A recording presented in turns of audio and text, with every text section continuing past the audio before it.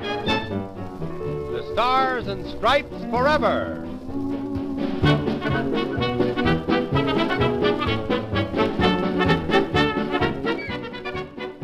The collapse of the Central Powers, namely Germany and Austria-Hungary, brought about an end of World War I. It was marked by a series of assurances and promises and agreements made in the form of treaties, signed and entered into by most of the countries involved in World War I. One treaty was called the Treaty of Versailles. This treaty required Germany to accept full responsibility for all losses and damage caused by the war, and required Germany to pay for all the damage. This amounted to billions and billions of dollars. They also were required to give up all of their weapons, to disarm and discontinue their military, and give up all lands and territories they claimed during the war. Germany felt all these concessions were far too much to bear, yet they had no choice but to sign the Treaty of Versailles. The end of World War I brought a period of prosperity to the United States. It was the time of the Roaring Twenties. It was a time of automobiles, the growth of industry, dancing and celebrating. Women won the right to vote. The world was working to recover from the devastation of World War I, but the recovery was not to last. Over the horizon, a great unforeseen evil was about to appear, and the horrible death and destruction of World War I, the war which was to end all wars, would be a distant memory. The boom of the 1920s did not last.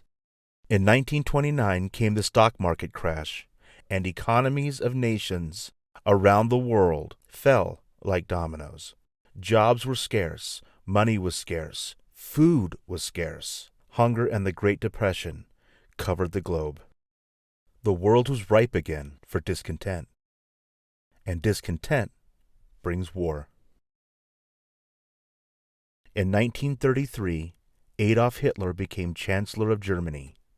But soon after, he usurped great power to become dictator, and through his Nazi party ruled in bloody fear and terror throughout Europe.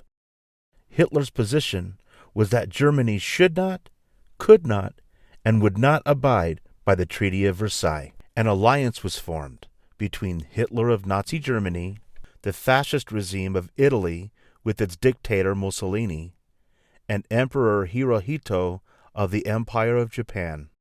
They were termed the Axis powers.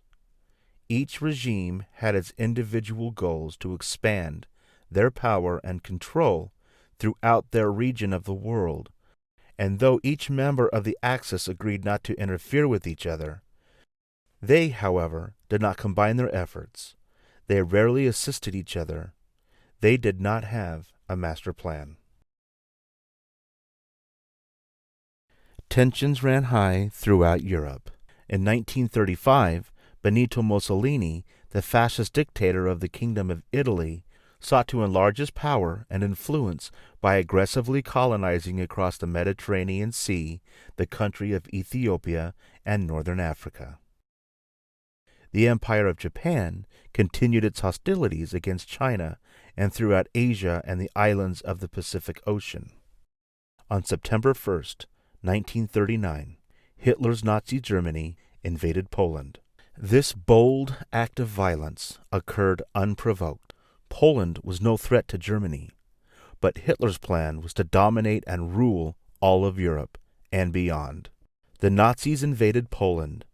To the major countries nearby, this act of aggression could not continue unanswered. 2 days later, Great Britain and France declared war on Germany. World War II had just begun, and it was just revving up. The countries which formed an alliance to oppose the Axis nations and stop them in their pursuit of unwanted domination was called the Allied Powers, or the Allies.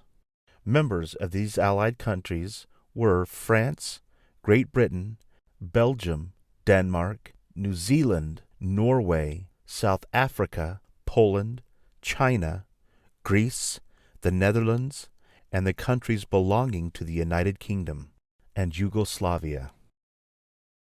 The Allied powers did not seek to rule the world, nor to dominate other countries. Their purpose was to form a rebellion against the Axis and their wanton disregard for human rights, and their work of invasion and widespread murder and cruel torture.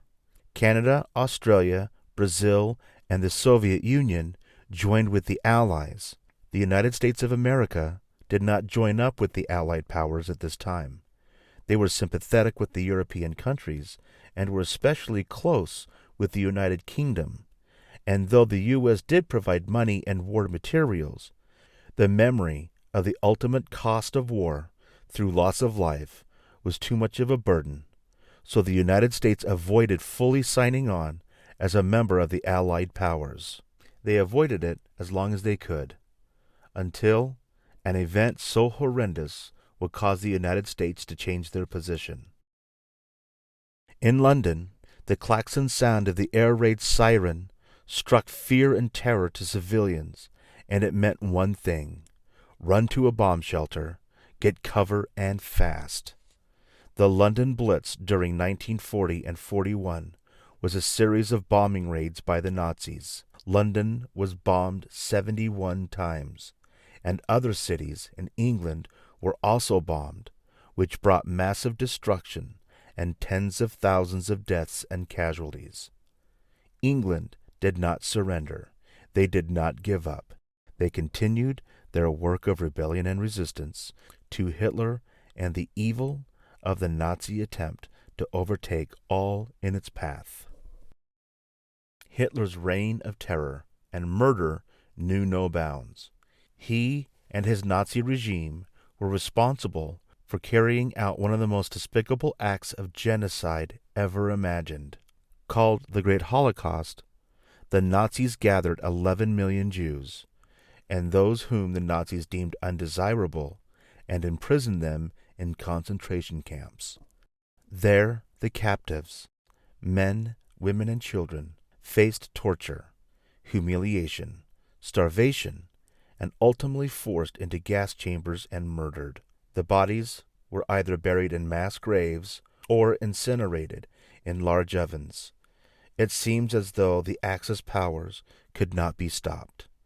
France surrendered to Germany's invasion, as well as the Netherlands and Belgium. Nazi Germany continued to march on, leaving destruction in its wake.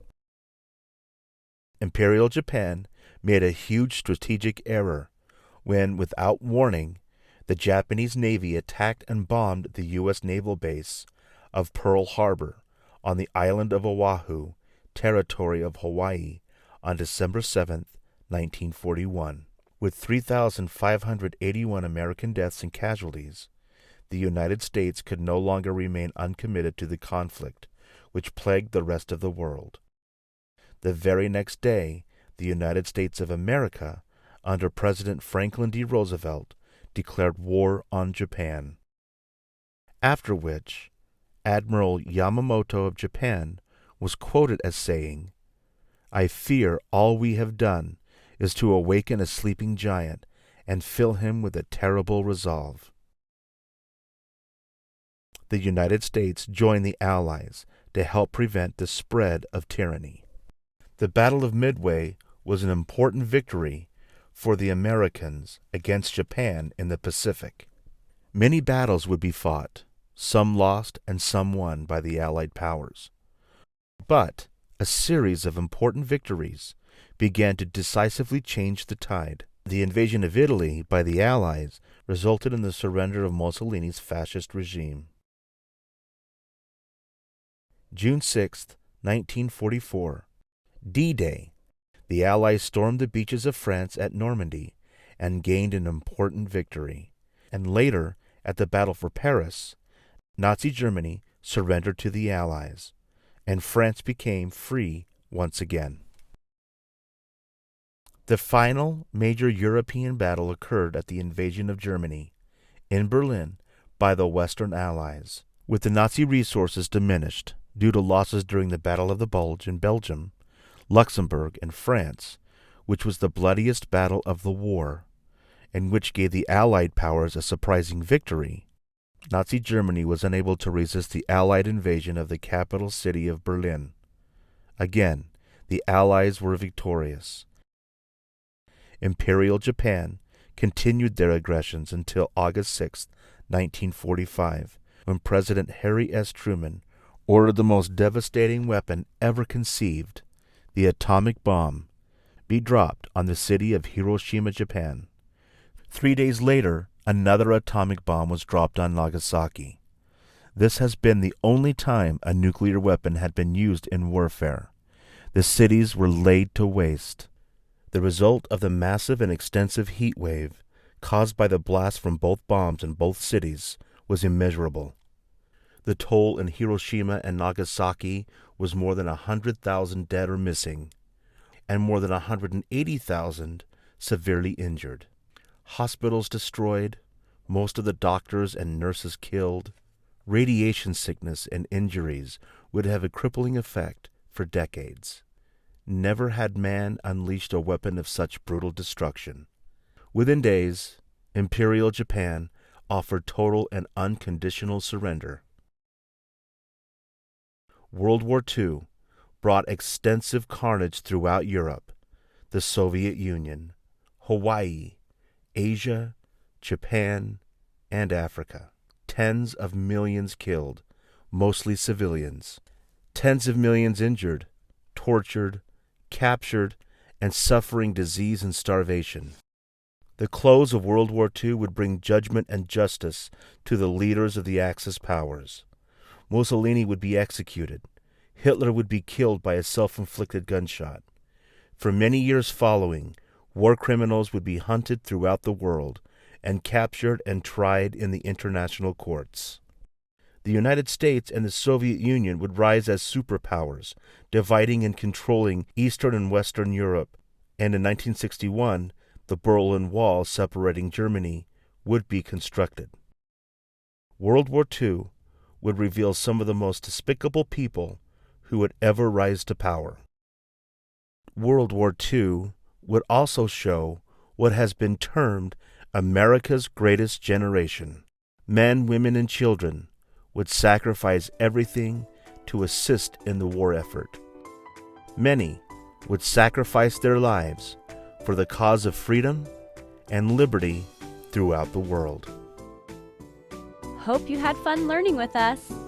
Visit us at learnbright.org for thousands of free resources and turnkey solutions for teachers and homeschoolers.